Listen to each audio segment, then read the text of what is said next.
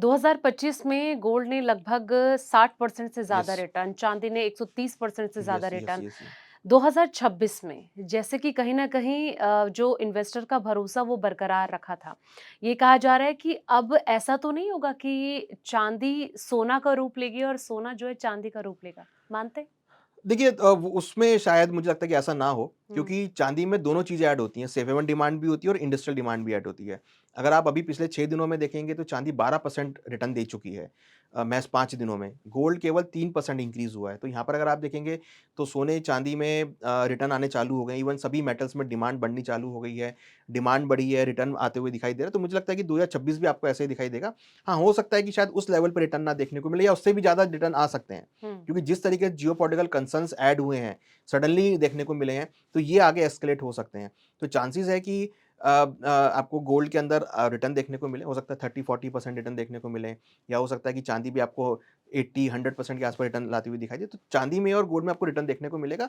अब ये कहना बड़ा मुश्किल है कि कितना परसेंट रिटर्न देगा, बट हुँ। ये ज़रूर लग रहा है कि गोल्ड, सिल्वर में जो ट्रेंड कंटिन्यू हुआ है, ये आगे भी कंटिन्यू रहेगा। अब तो प्रिडिक्ट करने में भी डर लग रहा है क्योंकि जिस तेज़ी के साथ ये दोनों बढ़े हैं, लास्ट ईयर की अगर मैं बात जी। करूँ तो देखिए एंड में तो बिल्कुल ही रिकॉर्ड तोड़ दिए थे। देखिए, एक फिगर मैं आपको देना चाहूँगा 1970-80 में चाँदी 800% इंक्रीज़ हुई थी। हुँ। 2000 से लेकर सन 2000 में चाँदी करीबन 550% इंक्रीज़ हुई थी। तो अभी तो केवल 200% इंक्रीज़ हुई है। तो रूम अगर आप देखेंगे तो बाकी है। मतलब 800% भी जा सकती है क्योंकि हिस्टोरिकल गई है। 500% भी जा सकती है क्योंकि हिस्टोरिकली गई है वो। तो ये नहीं है कि इसकी ब्रेक लग गया है। हो सकता है कि थोड़ा कंसोलिडेट करे, मतलब रूम आगे भी ऊपर है, ओपन है कि हुँ, 800% तक भी जा सकती है, 500% भी जा सकती है। हुँ। बट कितना जाएगी ये कहना बड़ा बड़ा मुश्किल है, क्योंकि इस टाइम पे जो कंसर्न्स अभी चल रहे हैं, ये तो बिल्कुल सपोर्टिव है गोल्ड सिल्वर के लिए।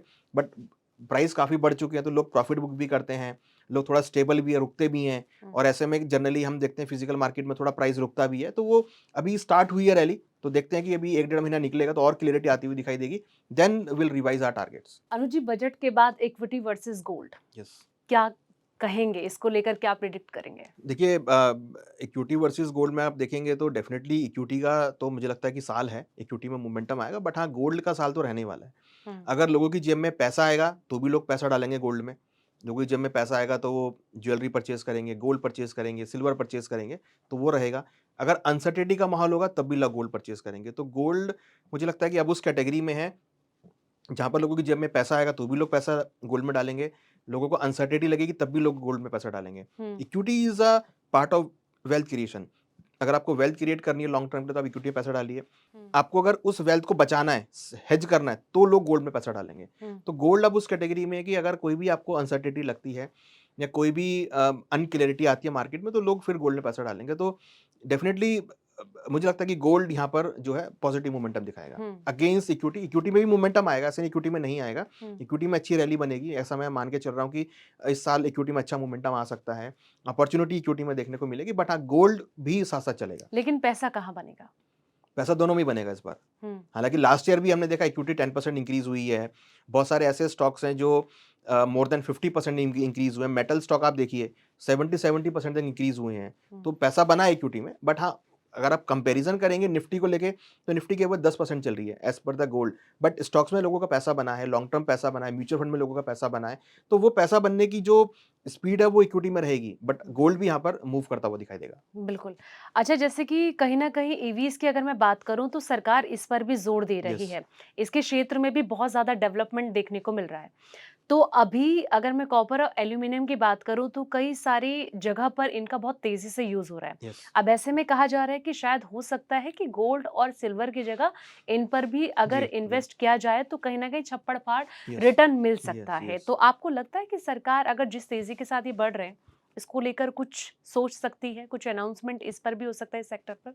देखिए अगर मैं एक एग्जांपल की बात करूँ इंडिया को लेके तो पॉल्यूशन यहाँ पे थोड़ा-सा समस्या है इंडिया में। हुँ, अ, तो उसको लेके सरकार ईवी की तरफ बहुत काम कर रही है कि ईवीज़ का डेवलपमेंट हो, ईवीज़ में ग्रोथ हो, ईवीज़ का जो प्रोडक्शन है वो इंक्रीज़ हो यहाँ पे।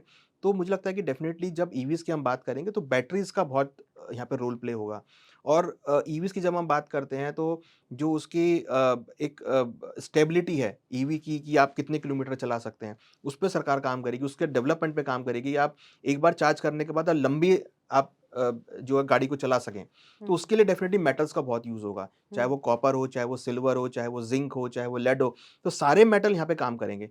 तो कहीं न कहीं जब हम ईवीज़ की बात करते हैं तो जितने भी इंडस्ट्रियल मेटल हैं, जो इलेक्ट्रॉनिक्स के पार्ट हैं या इलेक्ट्रिक के अच्छे कंडक्टर हैं, उसका यहाँ पर आपको देखने को मिलेगा। तो यहाँ पे सिल्वर है अच्छा कंडक्टर इलेक्ट्रिक का, कॉपर है, एल्युमिनियम है, जो कि लंबी अवधि तक चल सकते हैं, जिसमें अगर आप उसकी बैटरी बनाते हो तो आपको बहुत अच्छा कंडक्ट मिलता है और लंबी बैटरी रन होती हैं। तो मुझे लगता है कि अगर हम ईवीज़ की तरफ बात करें तो डेफ़िनिटली जो आपके इंडस्ट्रियल मेटल हैं, जो अच्छे कंडक्टर हैं इलेक्ट्रिसिटी के, उसकी डिमांड बढ़ेगी, जिसमें सिल्वर भी आता है, कॉपर भी आता है, एल्युमिनियम भी आता है और हुँ। ज़िंक और लेड भी आते हैं। तो सभी मेटल मुझे लगता है कि अगर ईवीज़ का डेवलपमेंट होगा, क्योंकि ये ईवी का डेवलपमेंट खाली इंडिया में नहीं है, पूरे वर्ल्ड में ईवी का डेवलपमेंट चल रहा है।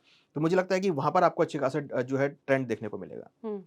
अनुज जी 2026 में गोल्ड 2 लाख क्रॉस करने वाला है। देखिए, ये कहना बहुत मुश्किल है, बट मुझे लगता है कि हाँ, कहीं न कहीं $4700-4800 के लेवल आपको देखने को मिलेंगे, जो कि कहीं न कहीं डोमेस्टिक मार्केट में डेढ़ लाख, 1,70,000, 1,80,000 के लेवल आपको देखने को मिले। 2 लाख अभी थोड़ा-सा दूर मुझे लगता है। हुँ, उसके लिए टाइम लगेगा, थोड़ा देखना पड़ेगा कि अभी आने वाले 2-3 महीने कैसे जाते हैं। अगर वो सही जाते हैं, तो फिर हम 2 लाख का टारगेट रिवाइज़ करेंगे, बट हम अभी लग रहे हैं कि $4700-4800 के लेवल, जो कि करीबन 1,70,000, 1,80,000 तक के लेवल गोल्ड में देखे जा सकते हैं। ऐसा तो नहीं होगा कि गोल्ड को अब सिल्वर बीट कर देगा? सिल्वर तो बीट करेगा, मुझे लग रहा है हुँ, कि सिल्वर इस साल भी बीट करेगा और बीट किया भी। अगर आप पिछले 6 दिनों की बात करेंगे, तो सिल्वर 12% चल रहा है, गोल्ड केवल 3% है। सिल्वर ने बीट किया है, सिल्वर ने सभी मेटल्स को बीट किया है। हुँ, तो मुझे लगता है कि सिल्वर इस साल भी बीट करेगा और हो सकता है कि सिल्वर में आपको 2,80,000, 3 लाख तक के लेवल भी देखने को मिलें। हुँ। अच्छा 2026 में कौन से वो सेक्टर है जहाँ पर सबसे ज़्यादा पैसा बनने के चांसेस हैं?